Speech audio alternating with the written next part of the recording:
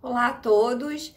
Ana Brochini de novo aqui para o canal Direito no Ponto. Eu vim aqui hoje responder uma dúvida que chegou no meu Instagram sobre a questão da possibilidade ou não da decretação de ofício pelo Poder Judiciário de medidas cautelares de natureza pessoal, principalmente prisão preventiva.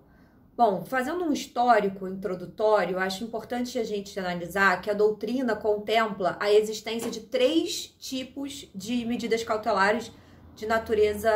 penal no nosso ordenamento. As medidas cautelares de natureza real, que são aquelas destinadas ao perdimento dos bens ou reparação do dano, que são efeitos da condenação previstos no artigo 91 do Código Penal. E esse tema eu acho importante, embora não vai ser tratado aqui no vídeo, considerando que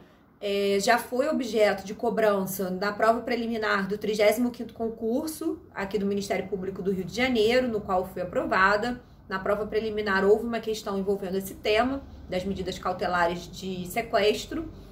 e também houve uma mudança pelo pacote anticrime na temática relacionada ao confisco alargado, com a previsão no artigo 91A do Código Penal. Então, acho que é uma novidade legislativa importante que certamente vai ser objeto de provas, mas não vai ser tratada hoje aqui no vídeo.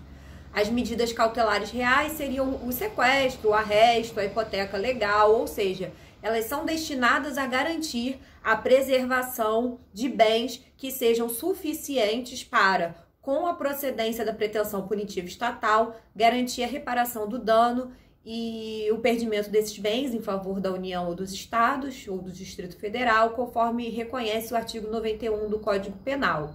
Um caso recente, por exemplo, o Ministério Público do Rio de Janeiro requereu a aplicação dessas medidas cautelares de natureza real, no caso do doutor Jairinho, vereador aqui do Rio, acusado junto com a sua namorada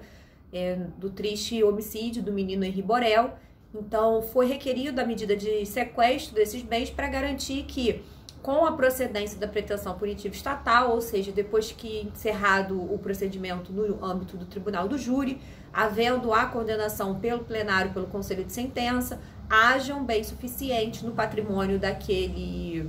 casal para permitir a reparação do dano ao pai do menino. Bom, além disso, nós temos as medidas cautelares probatórias, que são relacionadas à produção de prova no âmbito do processo penal. Por exemplo, a expedição de mandados de busca e apreensão, tanto na fase instrutória como eventualmente também na fase já processual. A busca pessoal realizada principalmente antes de prisões em flagrantes é também uma medida cautelar de natureza probatória. Mas principalmente aqui chama atenção a produção antecipada de provas como uma medida cautelar probatória de suma relevância. Ela tem ganhado muita aplicabilidade prática, considerando a previsão do depoimento sem dano para as crianças e adolescentes vítimas ou testemunhas de crimes sexuais, abusos sexuais. É a Lei 13.431 de 2017, que prevê a escuta especializada dessas crianças e adolescentes, e é muito importante que seja considerado o duplo aspecto. São crianças ou adolescentes vítimas ou testemunhas. Então, ainda que envolva apenas maiores aquele processo criminal, eventualmente, né, porque a criança ou adolescente pode ser a vítima, mas se for testemunha, também precisará da designação da sala de oitiva especial para que esse depoimento sem dano seja colhido, se for considerado imprescindível para a produção probatória, tanto em fase de investigação quanto já na fase processual. Bom, nesse tema das medidas cautelares probatórias, embora também não seja o tema principal aqui do vídeo, eu queria ressaltar que o artigo 366, ele reconhece a possibilidade de suspensão do processo e suspende a prescrição inicialmente pelo prazo previsto para a prescrição da pena em abstrato daquele delito, no caso do réu não ter sido localizado para sua citação. Então, o réu vai ser feita a tentativa de citação pessoal, infrutífera, vão ser buscados os endereços, não sendo localizado, é feita a citação por edital. Se o réu não comparecer ou não constituir defesa técnica, haverá a suspensão do processo por força do artigo 366. Nesses casos de suspensão, a jurisprudência há muito, desde a edição da súmula 455 do STJ, já reconhecia a necessidade de produção antecipada de provas, embora o STJ exija que, quando for no contexto do 366 do CPP, deve ser concretamente fundamentada, não sendo justificado apenas o decurso do tempo, porque, como eu disse, o processo vai ficar suspenso, assim como a prescrição, inicialmente, pelo prazo prescricional para aquele delito abstratamente, para a pena abstratamente combinada pelo aquele delito, ou seja, pena máxima prevista no tipo penal aplicada na tabela do artigo 109 do Código Penal. Depois disso, o processo continua suspenso, mas a prescrição volta a fluir. Então, a gente tem aí uma possibilidade de uma suspensão do processo muito grande. E aí, o STJ ele diz que não é esse mero decurso do prazo que justifica a produção antecipada de prova, é necessário algum dado concreto, como, por exemplo, alguma enfermidade por parte daquela testemunha, o fato dela vir a residir no exterior, têm sido considerados fundamentos idôneos. Agora, é importante ressaltar que desde 2017, o STJ reviu, não o verbete sumular, mas o seu entendimento, para considerar que a oitiva de policiais, militares ou civis, envolvidos em operações, é sim uma justificativa válida para realizar a produção antecipada de provas, considerando que esses agentes da lei estão sucessivamente submetidos a dinâmicas delitivas muito parecidas, de forma que a não oitiva desses policiais antecipadamente, com a produção antecipada de provas, pode vir a causar algum prejuízo à memória e à colheita da prova no âmbito do processo penal. O entendimento do STJ foi esposado em um RHC, um recurso em habeas corpus, em que a defesa sustentava a aplicabilidade dessa súmula 455 que eu falei para os senhores. Mas o STJ foi categórico ao dizer que não se pode olvidar que a realização antecipada de provas não traz prejuízo para a defesa, visto que, além de o ato ser realizado na presença de defensor nomeado, caso o réu compareça ao processo futuramente, poderá requerer a produção das provas que julgar necessárias para a tese defensiva. Ou seja, pode haver a repetição desse testemunho, dessa colheita, dessa prova oral, mas em sede de processo crime, ou seja, na IJ vai ser requisitado pela defesa técnica a nova oitiva desses policiais para que possa contrapor eventuais teses defensivas, o que somente ocorrerá caso o réu compareça, como dito aqui pelo STJ. Bom, chegando agora ao tema que nos interessa propriamente, que é o das medidas cautelares pessoais, é importante que os senhores reconheçam que são medidas cautelares de natureza pessoal tanto as privativas de liberdade, que são as prisões cautelares, quanto as medidas restritivas de liberdade, que são aquelas previstas no artigo 319, que importam restrição na liberdade do investigado, do acusado. Ou seja, não são todas aquelas hipóteses previstas no artigo 319, por exemplo, o comparecimento periódico em juízo não é uma medida restritiva da liberdade, mas existem outras, como a limitação de final de semana, por exemplo, que pode ser sim vista como uma medida restritiva de liberdade. E aí, nesse contexto, em sendo uma medida restritiva da liberdade, com a futura e eventual condenação do réu, é aberto o campo para detração penal em relação também a essas medidas restritivas da liberdade. Então, é preciso ficar atento, porque não é só a prisão cautelar que gera efeitos na detração, mas também as medidas cautelares, desde que restritivas da liberdade. Bom, as medidas cautelares sofreram uma significativa mudança no nosso ordenamento jurídico no ano de 2011, então é sempre importante gravar esses marcos, porque estamos hoje fazendo, nesse ano de 2021, 10 anos da vigência da Lei 12.403, que foi o marco da mudança das medidas cautelares no âmbito do processo penal. A gente sabe que no processo civil tem sido discutida a autonomia do processo cautelar, considerando que o novo CPC ele não contempla um processo cautelar autônomo, como a gente tinha no CPC anterior, mas no processo penal nunca houve essa discussão, nunca houve o reconhecimento de um processo penal cautelar autônomo. Então, o que a gente tem sempre foi tratado foi no âmbito das medidas cautelares no próprio processo de conhecimento, no âmbito do processo penal. Então, essa mudança em 2011, ela já foi deveras tardia, porque a Organização das Nações Unidas, a ONU, já tinha ditado desde 1990 as regras de Tóquio, que são as regras para as medidas não privativas de liberdade, mas a mudança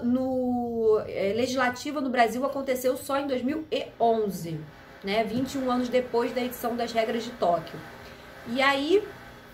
com relação a essas mudanças, o que a gente tem? Anteriormente à Lei 12.403, a gente tinha o que a doutrina convencionou chamar de bipolaridade cautelar no sistema de processo penal brasileiro, porque ou era prevista a prisão cautelar ou a medida de contracautela seria a liberdade provisória para aqueles que tivessem sido presos nas situações flagranciais, ou seja, nas hipóteses do artigo 302 do CPP, flagrante próprio, flagrante impróprio e o flagrante presumido. Mas, com a mudança da Lei 2.403, a gente passou a ter a previsão no artigo 319 de 9 cautelares típicas no processo penal brasileiro, de forma que a liberdade provisória ela foi ampliada não só como uma medida de contracautela para os presos em flagrante, mas também para presos em outras hipóteses, como presos preventivos também. E aí há a possibilidade de que a liberdade provisória seja vinculada a essas medidas cautelares. É possível, subsiste, há doutrinadores que assim entendem, que subsiste a liberdade provisória como contracautela no flagrante, totalmente desvinculada de quaisquer medidas cautelares, mas a maior parte, né, dos casos que a gente vê na prática, no dia a dia forense, é da concessão da liberdade provisória condicionada às medidas cautelares, que podem ser aplicadas cumulativamente ou isoladamente. Lembrando também que o 319 traz medidas cautelares típicas e que existe o poder geral de cautela, né, do juiz. Ou seja, é possível que o juiz traga alguma outra medida cautelar de natureza atípica para esse campo, embora em relação às medidas cautelares atípicas restritivas da liberdade haja uma grande controvérsia. Mas para aquelas que não sejam restritivas da liberdade, como por exemplo, indicar o endereço atualizado, frequentar determinado curso, em relação a essas, há uma possibilidade maior de aceitação no âmbito da doutrina, menos dúvidas e controvérsias em relação a esse cabimento, tá? Mas o importante aqui é entender que antes nós tínhamos um sistema com apenas essa dualidade e agora a gente passou a ter um sistema em que a liberdade provisória ela passa a estar primordialmente vinculada às medidas cautelares típicas do 319 que podem ser contempladas isolada ou cumulativamente. É importante a gente ter em mente que as prisões cautelares elas são sempre a última ratio. E isso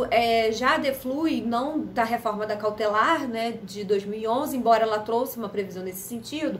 mas desde 1988, quando a gente tem o princípio da não culpabilidade ou presunção de não culpabilidade ou presunção de inocência, como preferem alguns em termos de nomenclatura, contemplado na nossa Constituição. E aí também é muito claro no artigo 5º 66, quando a gente tem a previsão de que ninguém será levado à prisão ou nela mantido quando a lei admitir liberdade provisória com ou sem fiança. Importante aqui os senhores atentar que a redação constitucional ela é anterior a essa mudança das cautelares da lei 2.403, então aqui os senhores façam a leitura atualizada com ou sem medidas cautelares diversas da prisão do 319 do CPP. E o artigo 5º, inciso 65, também fala que a prisão ilegal será imediatamente relaxada pela autoridade competente. Ou seja, somente é cabível a aplicabilidade da prisão cautelar quando a lei não admitir a liberdade provisória com ou sem as medidas cautelares diversas da prisão. Se for um caso em que admite-se a prisão, melhor dizendo, a medida cautelar diversa da prisão, a prisão será excessiva, será ilegal e deverá ser imediatamente relaxada pela autoridade competente. Isso a gente já tem previsto na Constituição desde 1988, ou seja, aqui a gente não tem nenhuma mudança em termos legislativos. Mas uma mudança é muito importante, que é na redação do artigo 282, parágrafo 6º. Antes do pacote anticrime, a redação falava: a prisão preventiva será determinada quando não for cabível a sua substituição por outra medida cautelar. Ou seja, o legislador, né, da Lei 12.403 de 2011, ele já contemplou a prisão preventiva como a última ratio. Então, repetindo aquele dispositivo, aquele entendimento que nós acabamos de extrair da própria Constituição. Quando veio o pacote anticrime, a legislação foi alterada, mantendo-se essa previsão do texto anterior, mas acrescentando-se a seguinte parte: a prisão preventiva somente será determinada quando não for cabível a sua substituição por outra medida cautelar, observado 319 deste Código. Até aí nenhuma alteração, aí agora vem a alteração. E o não cabimento da substituição por outra medida cautelar deverá ser justificado de forma fundamentada nos elementos presentes no caso concreto de forma individualizada. Aqui passou-se a ter a exigência de que essa medida cautelar de natureza pessoal, por ser a última ratio do ordenamento, passe a ser fundamentada com as circunstâncias do caso concreto e de forma individualizada. Ou seja, veda-se aquela decisão que é aplicável indistintamente para todos os casos. É preciso que haja uma análise daquele caso concreto, daquele réu, daquele investigado. Isso porque a gente sabe que os pressupostos para a decretação da medida cautelar de natureza pessoal são o periculum libertatis, que é a existência de prova do crime e de indícios suficientes de autoria. Então, veja, quanto à materialidade, é preciso que haja prova da existência do crime, mas em relação à autoria, basta indícios, justamente porque a autoria será melhor definida durante a instrução probatória daquele processo crime. Então, a gente tem o periculum, melhor dizendo, o fumus commissi delicti, né, que seria a prova da existência do crime, e a existência de indício suficiente da autoria, conjugado com o periculum libertatis, ou seja, a situação de que aquela liberdade daquele réu, daquele investigado, naquele caso concreto, venha a trazer risco para a investigação, se for uma medida prévia, né, por exemplo, uma prisão temporária, em relação ao processo crime e à própria segurança da sociedade, como, por exemplo, eventual caso em que a liberdade daquele réu ou investigado venha pôr em risco a colheita do depoimento das testemunhas. Então, é possível que haja a decretação da sua prisão preventiva ou da sua prisão também temporária. Bom, é muito importante essa mudança do pacote anticrime, porque ela passa a regulamentar a exigência da previsão caso a caso dessa necessidade da prisão, já que é a última ratio do ordenamento. E aí, na parte 2 do vídeo, eu volto a tratar com os senhores do tema mais objetivamente falando da resposta à pergunta que me foi enviada. Até já!